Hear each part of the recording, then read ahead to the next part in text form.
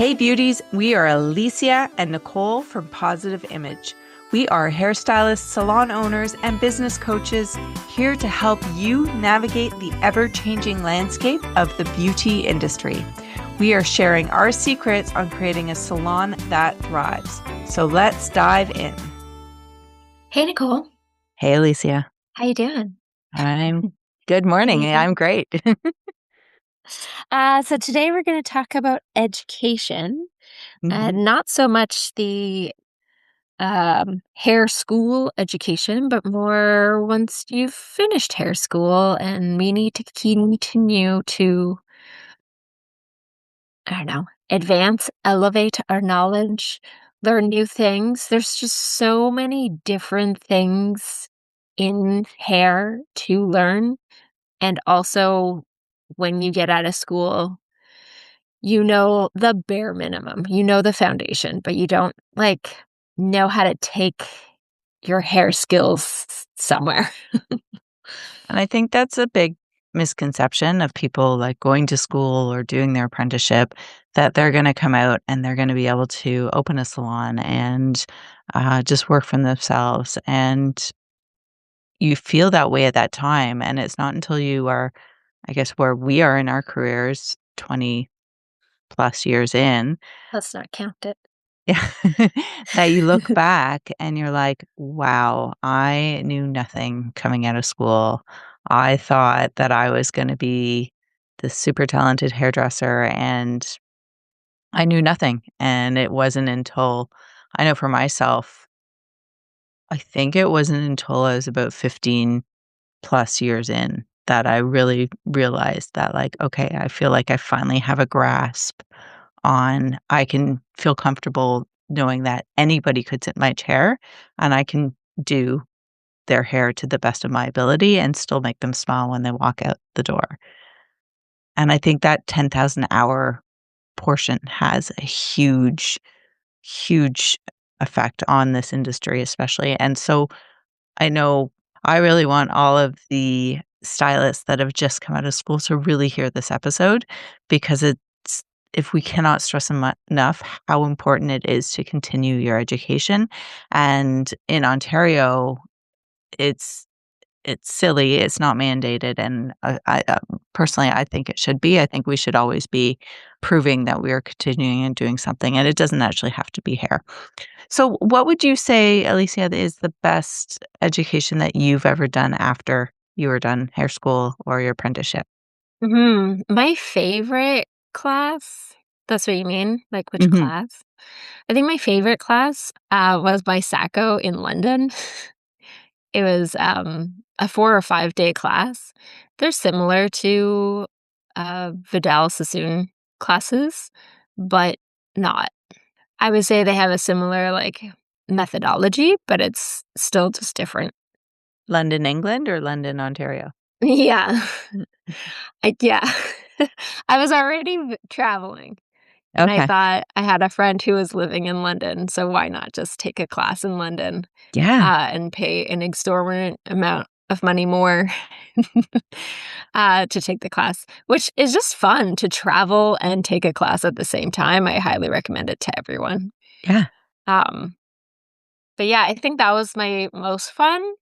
And you felt like the skills that you learned in that class really elevated who you are now as a hairstylist?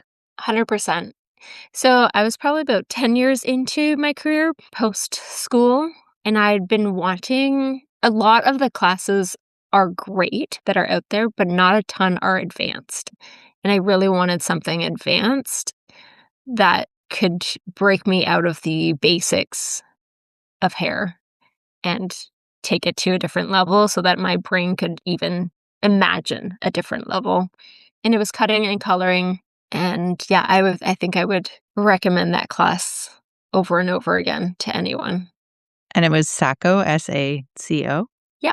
They used to have a location in Montreal. I just don't know if it's still there or not. What was yours? Again, it's a traveling, but it's actually one that I did recently, which was, Yeah. for the color line that I use, Alpha Par. It was their global master colorist, and it was 2 3-day super intensive color, and it was fantastic, and I really I started working in hair salons, I'm really gonna date myself, in 1995. I thought that I knew color theory. I used to teach color theory for some other lines, and I now know color theory in a way that I never thought I could understand the three-dimensional form of the color wheel rather than the two-dimensional form. And same thing, I went down to Orlando, Florida for this, both classes, and it's such a great way to do a little traveling and really get the education in, but it was I love the excitement and the enthusiasm that you have. It almost, renews or refines the love of what we do when you take a really in-depth course like that, and then being with other like-minded people, and I love to nerd out in the science of hair color, and I have never nerded out like this before, so, yeah, it's I great. love that. That's a great thing to point out is majority you're gonna find your education through majority of your, hair care brands, whether it's just hair care or a color brand. And they're gonna have a ton of basic classes that they're gonna want you to do, and they usually offer those a lot more often. And then they'll also offer a class like what I imagine you took, which Mhm, is much more advanced, and usually you need to have taken all of those basic level classes before you can take that advanced one. Either that or show to them that you're have exemplary knowledge.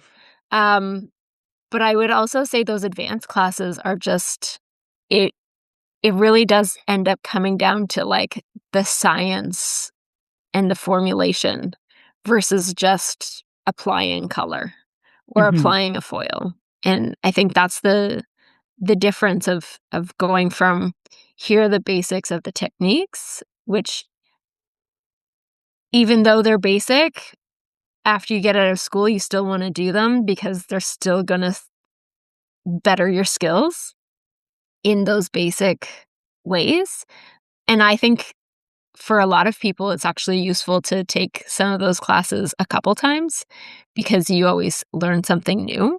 Some are better than others, um, until you feel really comfortable with that, and that doesn't mean take a class and then you can just take the next class. That means take the class and go back to the salon and use it and do it and feel comfortable and confident to the point where you're whether it's a color, a highlight, a cut, you're not sitting down thinking, "Oh, right, I should use that new technique." It just is a part of your new technique, and you don't have to think about whether you should incorporate something or not.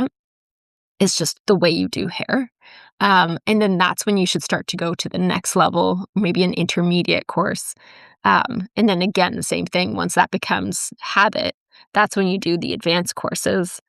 And I don't know about you, Nicole, but I would usually go from like 1 to 3 years after school, hair school, is when you want to do all those basics. And you're just getting your footing on the foundations and really solidifying your foundations. And then 3 to 7 years is where you start to play with the foundations, and you explore and you feel like, "Okay, I can mess around here, I can mess around there. I know what's gonna happen if I do this, but also I've never done it, so let's play around and find out." And then usually that 7 to 12 years is you're pushing yourself extra hard to really do interesting things and really get out of that discomfort of all the things that you've learned over the years, but really being able to feel like you can do it. And then I think, like you're saying, like in that 15-year area, starting to feel really like I could, I could do anything. It's whatever, whoever you are, come on down. yeah, Let's have a chat and we'll figure out your hair. exactly. And that's when it becomes like a personality effect too, where it's like, "You know what? I know I can do your hair and I know I can do the best job, but, I don't enjoy this type of personality sitting in my chair, so I'm just gonna opt out of" attracting these sort of people into my chair. Yeah. I loved when I felt like I unlocked the, head it's not the head shape level, it's the where you can create internal layers and bulk or remove it to create new shapes that complement the face. Like, I remember when I finally understood the different areas of the head to cut and manipulate them, and it was just like I felt like a genius, at that point, and it was because I'd taken so many different classes in education that it wasn't necessarily the technique sometimes that I was interested, it was the point of view or understanding that hairdresser and how they think about hair and how they think about the head. 'Cause, if you guys know me from listening, I love humans and I love understanding what makes people tick, especially when it comes to hairdressers, because every single hairstylist has such a unique point of view and a unique approach to how they do hair. And so I would take that and I would always ask questions. I am question girl in any class, but I would ask questions and ask kind of start to really understand what their thought process was around it. And Alicia, you had somebody come in last year, Ira Pope, who had such a unique way of explaining his process and how he cuts hair and why he does what he does. And even though it was a basic advanced class, I would say, Mhm. but I learned so much from that, from going back to basics, because usually when you're this far ahead in your career, going and doing a basic haircutting class is, it feels like it's beneath you because what do you mean I could teach this class? But no, there's so many like unique perspectives. So I think my point is do not think just because you've gotten out of school or you're done your apprenticeship that you need to stop learning because you're gonna give yourself a ceiling, and there's nothing worse than somebody who thinks that they know everything because if that's the case, honestly, you know nothing. I agree with that, and I think it shows up with your clients too, just that attitude, and you could be so so educated, so well-versed, so talented. There's always something interesting to learn, even if you don't take that skill home. It's just nice to see different perspectives, to understand hair in general better. Yeah. And I think that's also a great point that you added is you don't have to just look at hair companies to offer classes. It can be from individuals as well. There's tons of things online as well to endless videos to watch. So it can be by the big hair care brands or it can be by much smaller individuals. Has social media and all of the people giving their tips and education on social media, has that encouraged or enhanced more education to come out and people to the classes or done the complete opposite? I think it's enhanced. I think it's a good thing. Okay.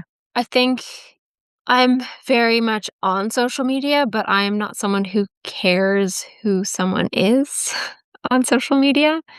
I have found though over the years that a lot of hairstylists do, and a lot of hairstylists are fanatics in the best way. I mean that in the best way about certain influencers or certain stylists that share their work.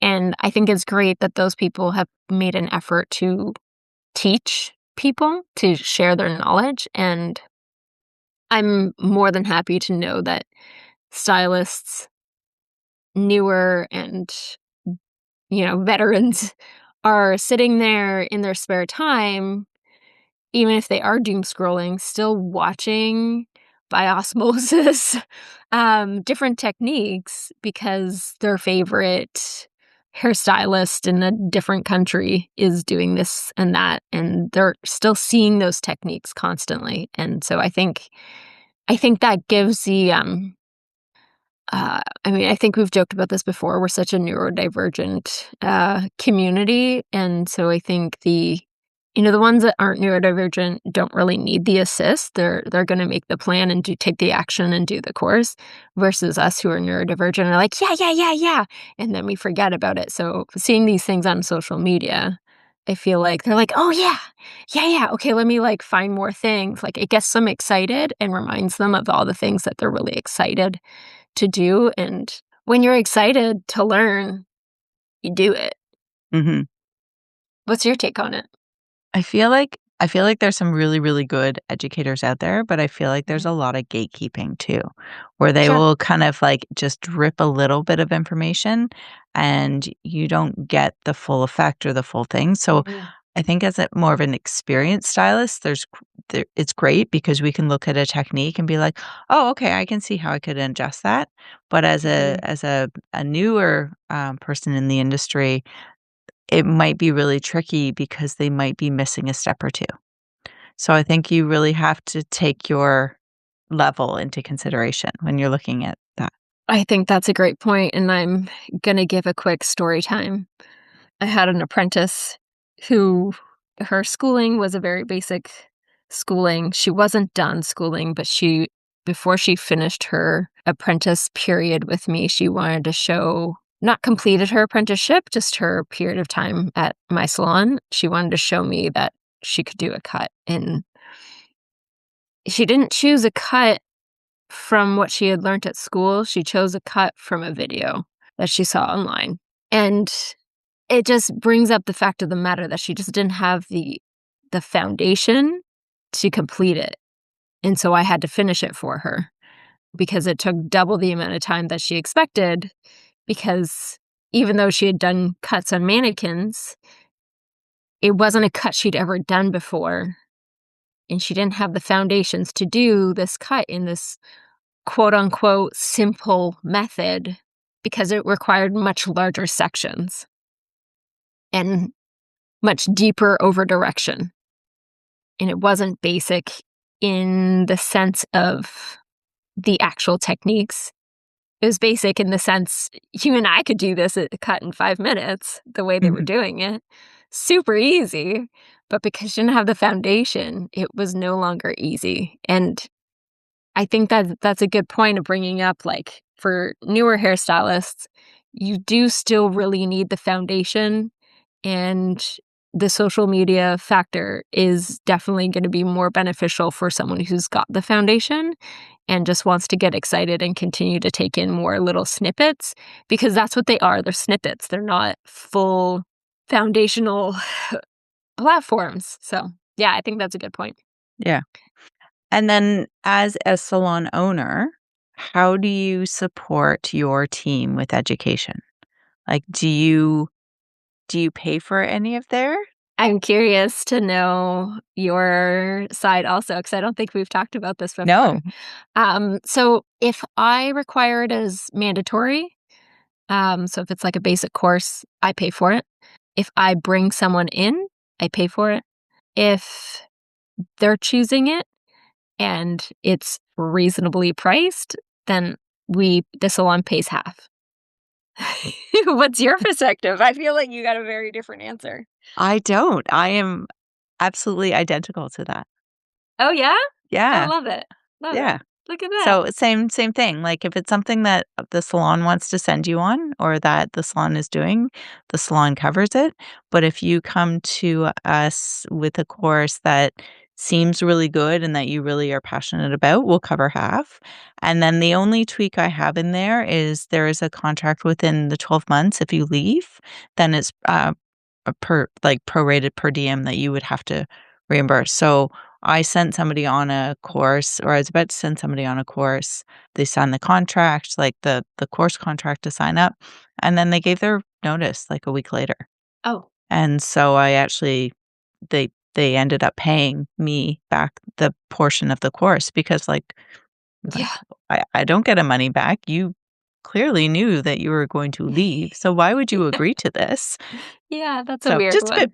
bit perplexing, but I put that in there as like Yeah. if there is like don't just come and take the education and then think that Mhm. you can leave. Like you kind of do have to. And that like my husband's a pilot and he left a job after doing a rating, a airplane rating, and we were on the hook for a huge amount of money because he left to take another job within a period that like it was prorated, but we ended up having to pay a lot of money because he left. So it's not uncommon to have that, and it's called bonded, but it's not uncommon to have that in different industries too. That's not just a hair industry thing. Yeah, I agree with that. I think we have a 6 month obligation. I don't think I've had to do anything about it though thus far. Yeah, that's good. Yeah. I mean, I think that's the thing too, is like usually it's pretty rare that you will have to do it, but I think it is a good safeguard to add that in. Mhm. Um, and I would also say, like, for anyone listening that has a salon, whether you're big or small, I mean, if you're bigger and you have the budget for it, I think you should be bringing educators in. If you're smaller, maybe it's a smaller amount. Maybe it's only 20% or 25%. But just think about, like, the benefit for you as a business of growing your stylist, and also that goes into a whole 'nother thing, even if they do leave in a year.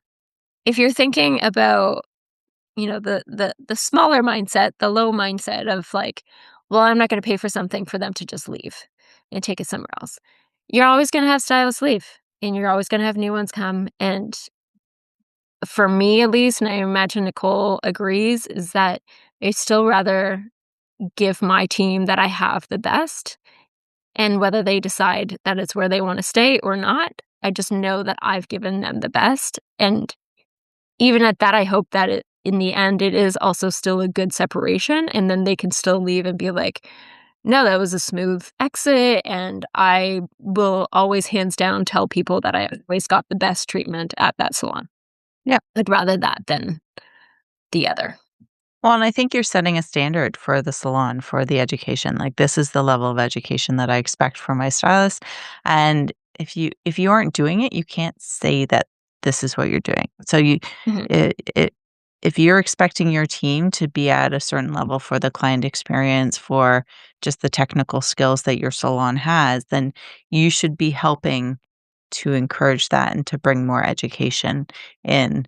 This year or next year coming, I'm actually doing once a month, we're doing in-salon education, whether that's different stylists that are teaching everybody in there or bringing in educator or product knowledge or something like that. And Alicia, you actually inspired me to do that because I know that's something that you do with your team very often. So that's something that we're implementing this coming year. Yeah, it's good, like, you can teach, your team can teach, other people are around to teach, even if, like, I mean, Nicole and I have been talking about it forever, and we haven't done it yet, so maybe we need to make that actually happen in 2026.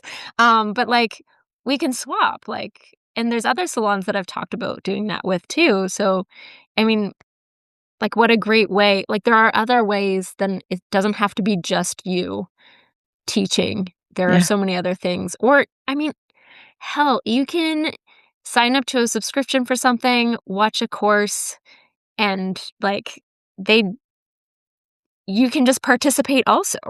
yeah, You don't have to be the one teaching. You can watch a, I don't know, half an hour, hour-long instructional video, um, and then all of you can do it on yeah, mannequins, on people, whatever it is. Also, exactly. usually your color line, sometimes your hair care line, but usually your color line will also give you class days. That Yeah. does not make sense. I don't know if you can describe In that better. in salon, like, they'll come in and Yeah. educate in salon and either do product knowledge or they'll do a basic color, knowledge within the line itself. Weirdly, any time that I've done a product knowledge in the salon, my retail sales or the salon retail sales has increased for the next month or so. So it's It been always does. it's amazing. It's fantastic because you get them excited and motivated. Mhm. Last question before we finish this episode would be what, if any, what education have you done that is not hair just to better yourself? And is that important? Ooh, I do think it is important. I don't think I've done a ton because I think, like, the other stuff that I've done would be business. I'm trying to think hard. But I did do Landmark last year, Mhm. which, I mean, I did enjoy it. I do think that there can be, like, I don't know, a version for people who think fast and a version for people who are just starting to self-analyze, and it can be a day and a half versus 3 days. And I did appreciate it, I didn't appreciate the benefit of it, so I think there's tons of those things, and I've always liked business. In high school, I got a honors of business, certificate because I did a whole bunch of business classes in high school, so I've always wanted to do, like, an accounting class, a marketing class. I mean, I have taken maybe that I guess that's it. I have taken a lot of, like, marketing webinars and additional things like that, or anytime BDC has any of their, like, economic webinars or updates, I'm always taking that stuff, so and I've also done, I think it was like a 6 or 8 week thing with a company that helps people to get to their B Corp. So, I think there's tons of little Mhm. things that I have to really think hard about that I've done, but there are always things that I've done. Yeah. Nicole, though, you are constantly learning. I am. I'm addicted to education. I love probably the most out there one that I did was actually an aromatherapy course. So weirdly, I am also a certified aromatherapist, which I do not use, and that was a really hard course. But it's also been really handy for just like random conversations with clients about like, oh, this would be good to use, or like, hey, have you tried this? Or like, ooh, careful, you need to clean your steamer because you're putting formaldehyde into the air because of XYZ. Uh, More on that topic later. But I also I'm a little bit into, not a little bit, I'm a lot into like the woo world. So I've also had like coaches and people who have taught me a bit more about how to like read tarot or really trust my intuition and go down that way, as well as just business coaches too. So there's a lot of courses and even just a random history course at university I took just 'cause. I was really interested in European history between the 13th to the 17th century. Love Anyways, it. but I think all of these is just making me a more of a rounded person and not in the weight wise, and just kind of expanding my brain. And I think really at the end of the day, when you look back at your life, thinking about like who are the most interesting people that you can have a conversation with. And actually, one of the best compliments that I've received recently is one of my clients, and it sounds so weird, but she's like, "You are worth having a conversation with," is what she said to me. And I So was like, nice. "That's such a great compliment and really a rare compliment." Like, to be told that people, yeah, they like what they do, but they really like to sit in my chair and have a good conversation. And I think it's as a result of having all of these unique and different facets that I'm interested in, and then I go down and explore it. So I am a mile wide and an inch deep, with my knowledge and my education in that regard, but I absolutely love it. With that, I wanna touch on quick, I think it's also important to think about the fact that there are a million and one-off courses. So you don't have to invest in school part-time. You can just take one course.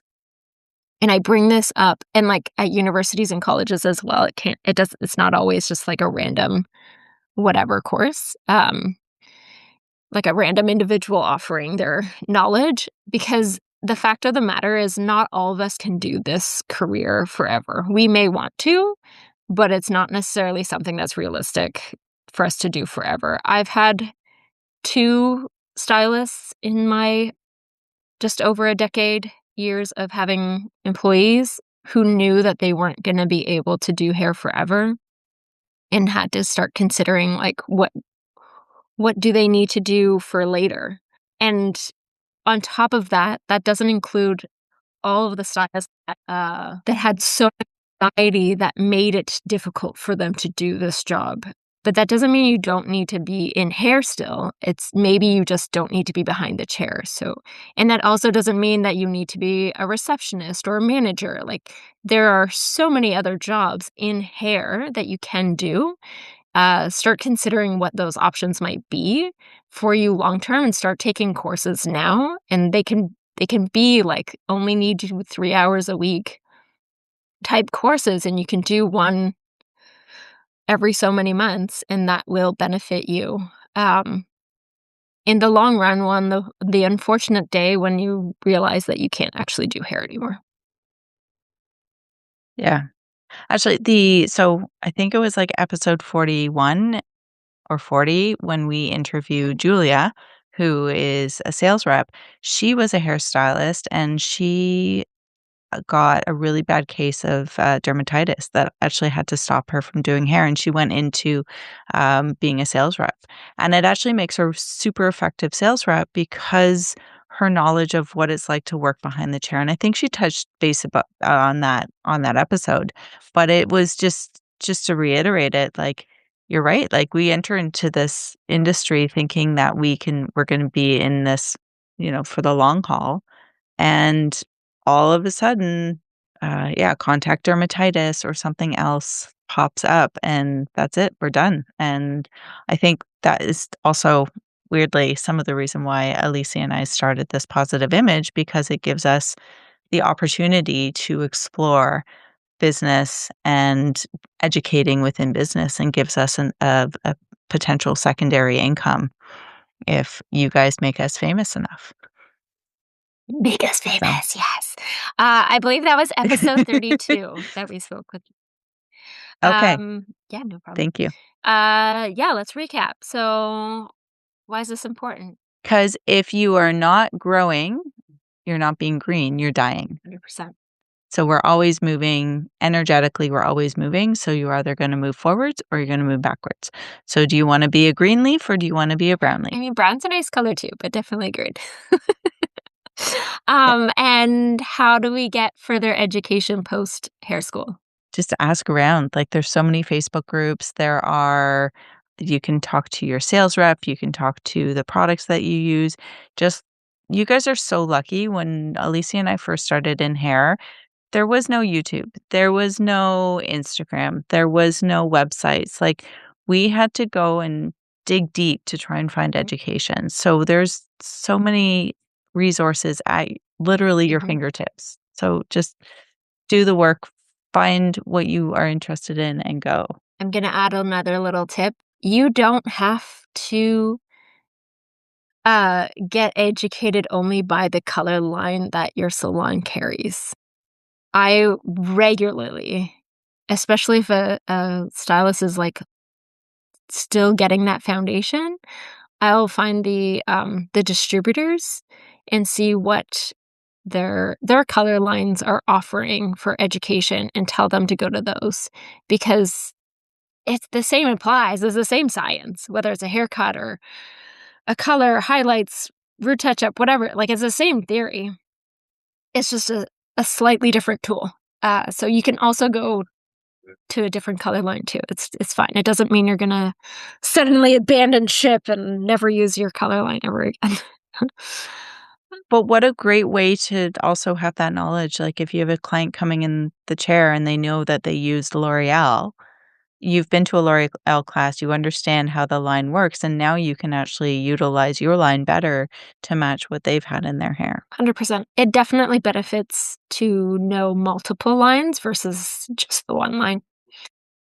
The salon that you're with, if they are not encouraging you to do education and you are not happy there, then maybe it's time to seek out a salon that does, that fits with you.